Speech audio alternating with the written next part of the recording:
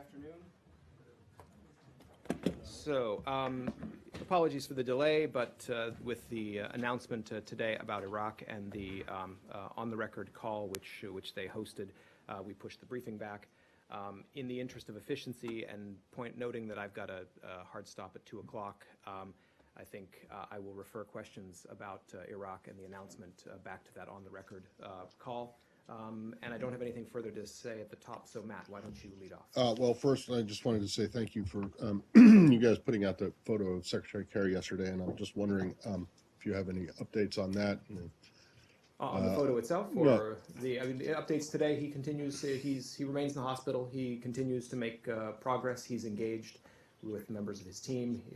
He's been speaking to them on the phone. He's also engaged in his physical therapy, but I don't have any further specific. Can we expect more pictures, action shots, perhaps? Well, I'm not going to suggest a schedule, but you know, there will be from time to time. Right. I don't have any more on that, but if anyone, quickly, I just wanted to ask you, there are people in this building confirming that an American was killed in Syria fighting with the Kurds. Do you have anything on that?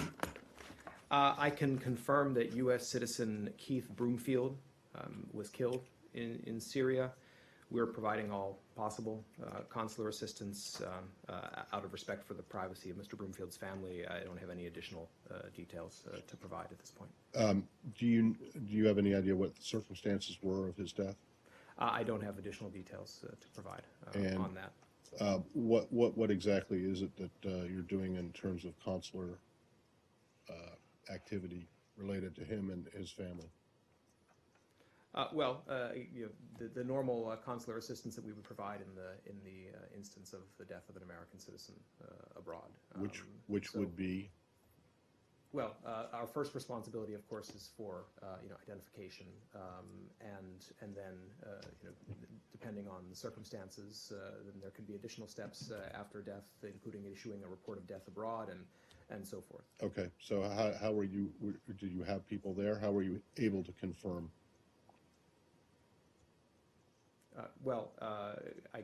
I can get try to get more detail on precisely how that was done, but what I'm told is that we've been able to confirm his death in this case.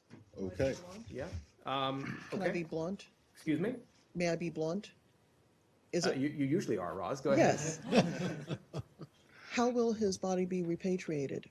I don't have any details about that to share. Are you able to say that his remains are still in Syria? Again, I don't have further details to offer at this time. And you're not able to say when he was killed, where he was killed, anything of that nature? No, I don't. Okay. I don't have those details. A new topic. Turkey. Go ahead.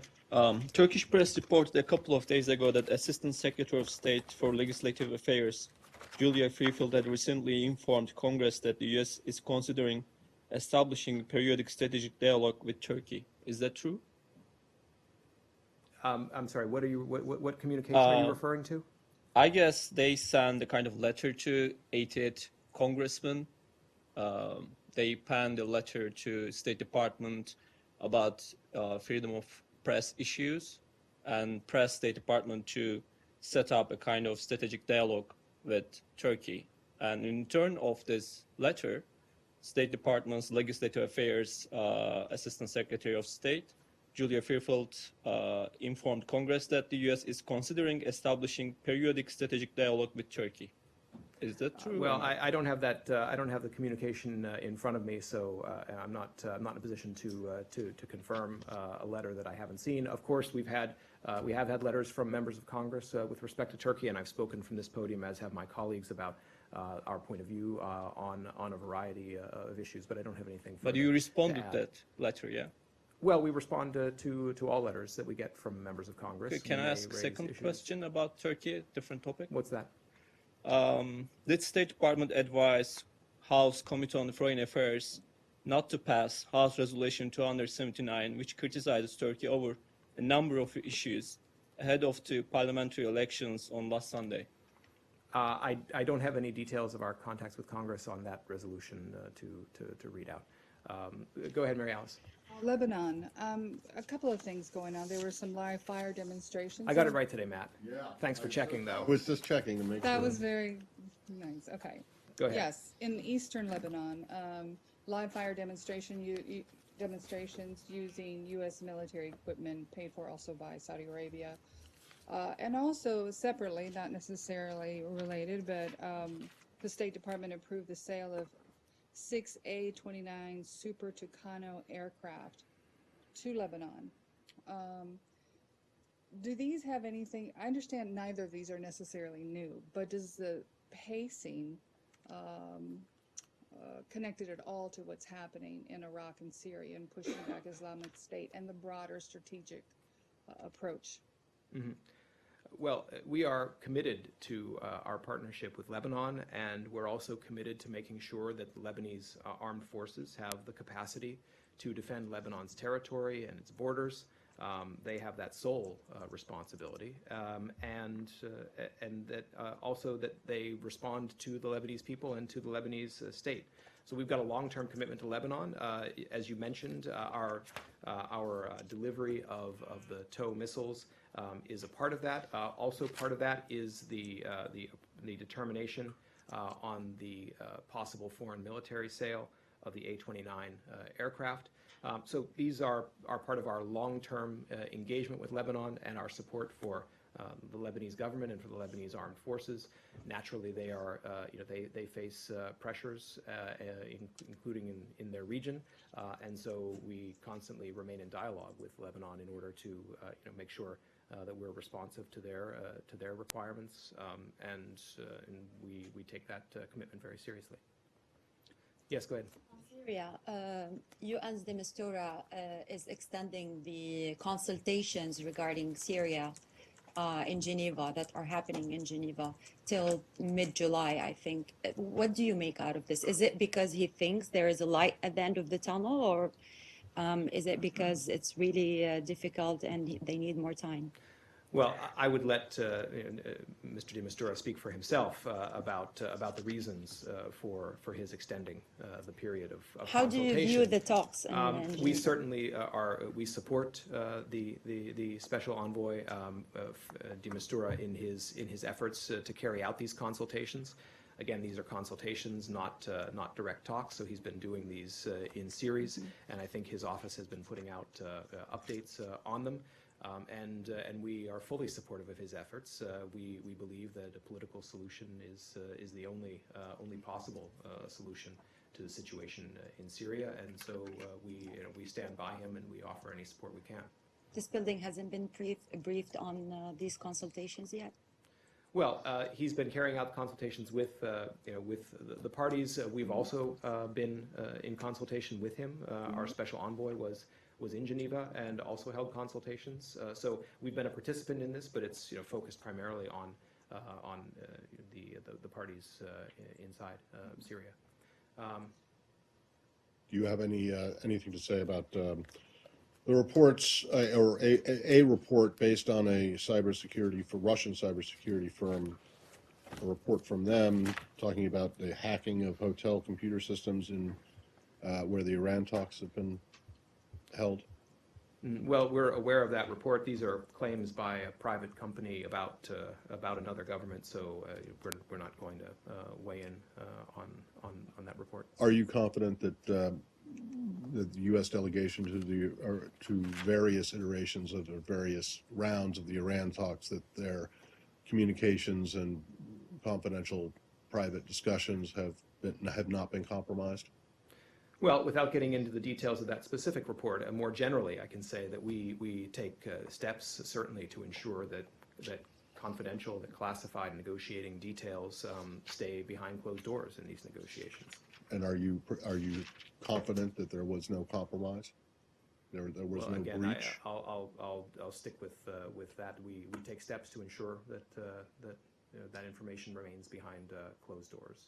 Right. Well, you can take steps to ensure that don't work, right? So I'm just wondering, other than you say you take steps to ensure that these details remain behind closed doors, you can't say if the steps actually work. You're not confident that Well, I'm your, not commenting on your the stuff. specific, on the specifics of that report, which is Well, why let's take it out of the context of the Mm-hmm. report. Are you confident that the negotiating tactics, strategies, details of the U.S. delegation, at least, haven't been compromised?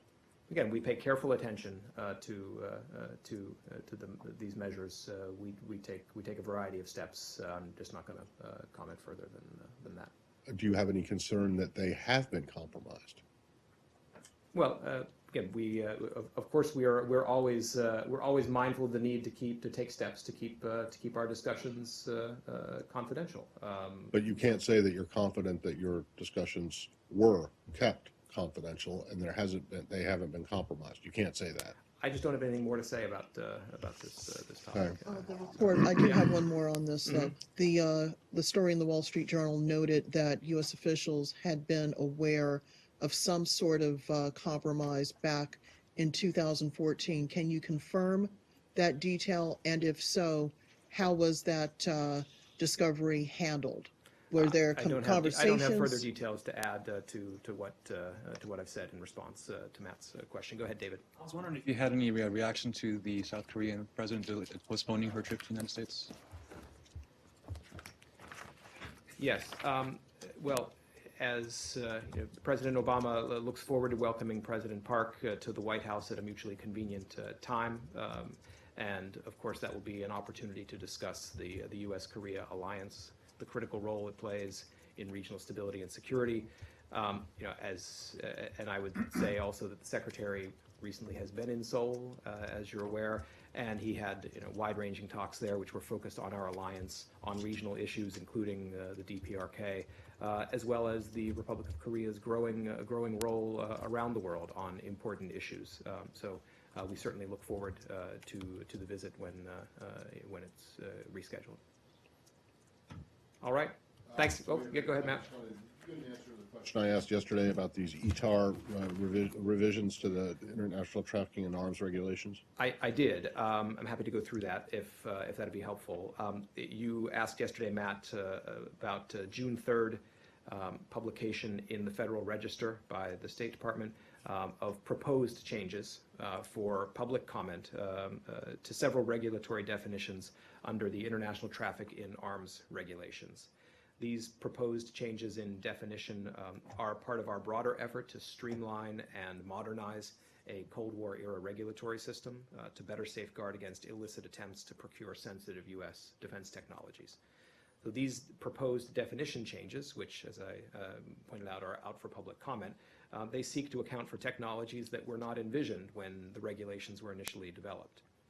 Otherwise, these definitions are intended to be a clarification of existing law and regulations, technical data, and detailed schematics that are required for the manufacture or production of defense articles already require U.S. government authorization before they can be disseminated by U.S. manufacturers. Now, in contrast, general descriptions, public discussions, and imagery of defense articles, including firearms, have never been the subject to these regulations, and they would remain unaffected under these proposed revisions. As I said at the start, they were published in the Federal Register for public comment. That's a period that runs through August 3rd of this year. So I'd refer people to the text of the Federal Register notice for details about providing it. Okay, so these rules would not apply to private citizens, only to manufacturers, and only to highly sensitive technical details? Is that? They apply to technical data and detailed schematics for the production of defense articles. So they don't apply to private citizens? Well, they apply to anything that relates to those areas of subject matter, whether discussed by. Okay. Well, the concern that had been raised by the Second Amendment groups was somehow this was going to restrict or stop or ban discussions about Well, firearms. I'd go back to also the point that general descriptions. That is general, not technical and detailed ones. General descriptions or public discussions and imagery of defense articles, would have never been subject to these regulations. So the concern that has been expressed is misplaced. Yes, that would be our view. Okay, anything further? Thank you. Thank you.